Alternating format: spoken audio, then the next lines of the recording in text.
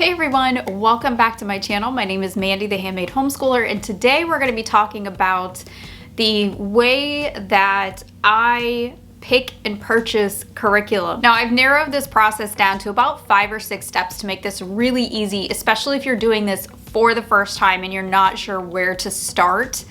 This might be a really good guide for you, especially because we're going into the curriculum buying season. A lot of people are looking at buying curriculum right now, so I thought this might be a little bit helpful for you. If you haven't yet, make sure that you hit the like and the subscribe button, and down below I have a link to our free Christian homeschool Facebook group, and I also have links to my email list. And if you want to sign up for my email list, I'm going to be sending out notices when there are sales and things like that, when I see them on curriculum.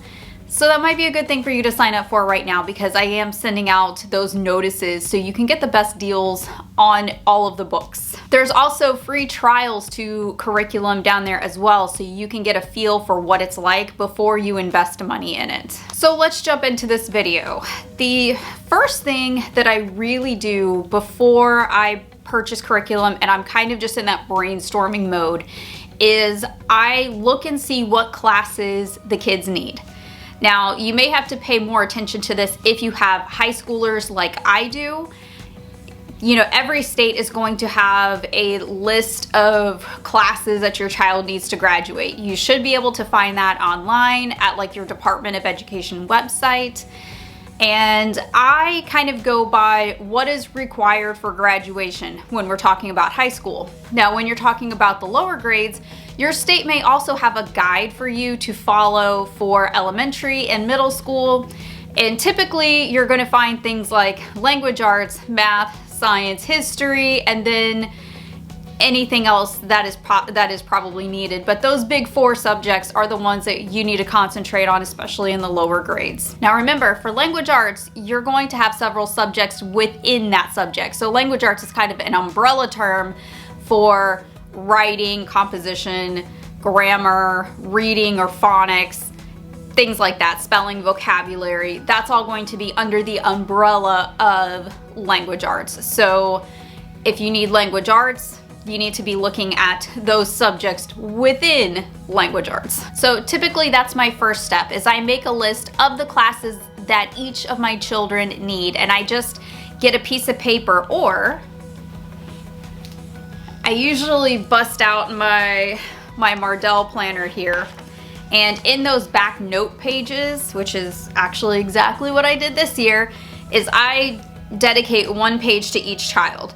And I list out the classes that they need and make the heading, and I do everything in pencil because I make changes to this up until the last minute. So just note that that's my style. So after I make those lists, I start doing research on those subjects with the companies that I trust. And I have a list, I have a short list of companies that I use. Most of those companies are the ones that you see me promoting because I actually use those companies, and I don't typically promote anything that I don't personally use. So what I do is I start going to those companies and seeing what their options are for that grade. And you will find that many homeschool curriculum companies will have more than one option for a grade, especially elementary. In elementary school, there's usually multiple options for, grade 1 through 6. So you typically get to choose what you want to do based on interest. Now it kind of gets more narrow as you go to high school, but just so you know, a lot of companies are like that. And a lot of companies like Generations, you can use their books for like grades 4 through 6 or grades 1 through 3, and you can kind of mix and match, and and that way you can actually do more than one grade. If you have children who are either in the same grade or very close to the same grade, you can typically get away with doing one book in that subject for multiple children, which is kind of cool. Now, once I figure out what the options are, I will start narrowing it down on these lists. So I will, under each subject heading, basically put the options for each of those subjects that my children could possibly use. So under each heading for history, I might have 5 different histories, but there'll be different options that they could use from the same or different companies. So let's say Generations has 3 options for grade 11 history. I would list all 3 of those options and have them kind of just narrowed down to the options that I personally approve of. So I would be okay with any of those options because I have done my research and my homework on those companies, and they're companies that I like and trust. So the next step is probably the most difficult part and the one that I spend the most time on. And the one that I suggest that you don't skip out on, especially if you want peace and harmony in your homeschool. Once I have those lists made out, and I have the options from all the companies that I trust and all the options from those companies that would be appropriate for that grade and that I approve of. And typically I have about 2 or 3 options per subject. At that point, I call my kids over. I have the laptop set up and I give them the options. I let them look through the previews of the book. I let them look and read about each subject online and each textbook online. And then I let them give me their input. Sometimes this takes a couple of days. Sometimes they might need to take a day to think about it. Some kids are indecisive. I am an indecisive person myself, and I know I would need probably like a week to pick between 2 or 3 different subjects. Now, my kids will give me a lot of feedback on this, and I have found that this is one of the things that keeps the peace in my homeschool because I'm giving them options. And now no matter what they pick, because I picked the options, I'm going to be happy with whatever they choose and I'm going to approve of whatever they choose. But the thing that keeps our homeschool very happy is that my kids are not only getting to pick what it is, but they're going to have more of a concentrated interest in that book. Let's say that there's 3 options for history. My kids might decide, hey, I really like this one more than those other 2 options, and I think I have more of an interest in this one. So that could be the difference between having a terrible time and having to switch curriculum in the middle of the year versus having a child who's engaged and happy and learning throughout the entire year. So don't skip that step if at all possible. And I know that this isn't possible for all homeschooling families because this really depends on budget and if you can afford any of those 3 options and things like that. So don't think that I'm discounting that because I've been in that position before. But for me, I have found it actually saves me money in the long run because I'm not switching in the middle of the year as much if I get my kids' input before I make that purchase. Because they will tell me, they'll be completely honest with me and say, hey, I have no interest in learning about this section or about this topic. Can we try this one instead? And that makes a huge, huge difference. So don't discount your kids' opinion, especially as they get older. As they get older, this becomes more and more important because you're going to find that they're going to have different interests and you're going to start seeing their career paths being molded like this, and they might find something that they're really interested in, especially in the science department and in the history department, and they might want to go down that road and maybe study it further in college. So don't discount their opinion. It's really a big deal, and this really goes for electives too. Electives, I let them totally pick those. I let them pick the language that they're going to study. I let them pick any career option type electives. Like next year, we're looking at different things for trade schools for my oldest. So you're going to see a class coming up for that in my curriculum reveal video. And he's picking those out. I'm not picking those out.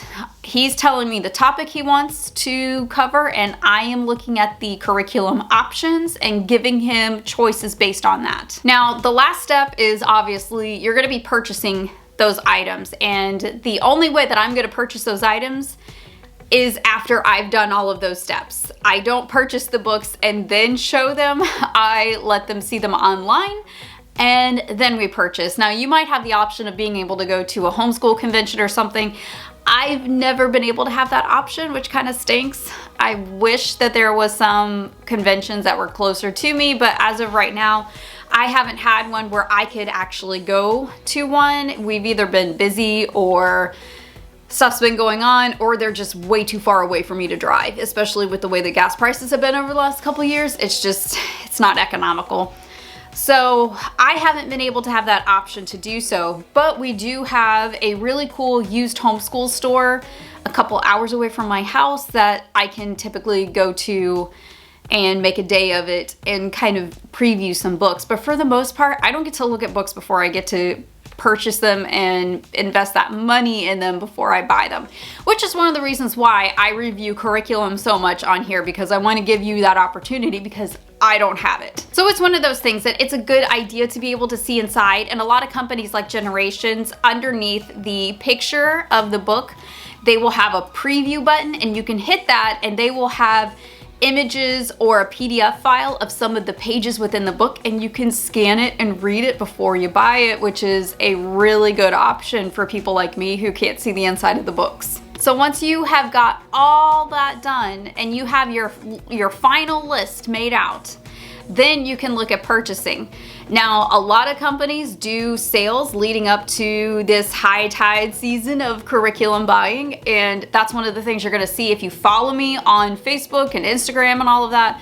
I try to give out warnings when things are going on sale for the big curriculum companies. If I see it on sale, I try to share it so you can see it, so you can buy it when it's discounted, because we all need a little help in that area. A lot of us are on one income, so it's easier to buy those things when, you know, when there's a sale going on or there's a coupon code. So make sure you're following me on those. Make sure you sign up for my email list. It's down below in the description box, and I will send out notices as soon as I see those on sale. Sometimes we can't buy it on sale. There's always eBay. I am an eBay person. I put my stuff up on eBay to sell it, and I purchase used books all the time on eBay.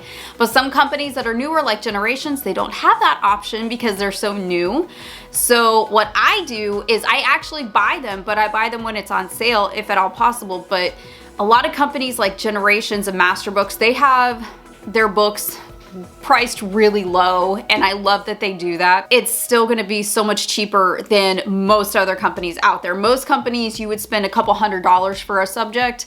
Those companies, I can easily buy a book for 50 bucks. So, and that's brand new, that's not used. So just keep that in mind. There are companies out there that are completely solid, that have great books and great options for you. So that is my curriculum buying guide. That's about 5 steps to making my list. So it goes from brainstorming all the way down to purchasing. It does not have to be a complicated process, and you can do this over the course of a couple of weeks. You can take a couple of months to decide. But just know that you want to shop the sales as soon as possible.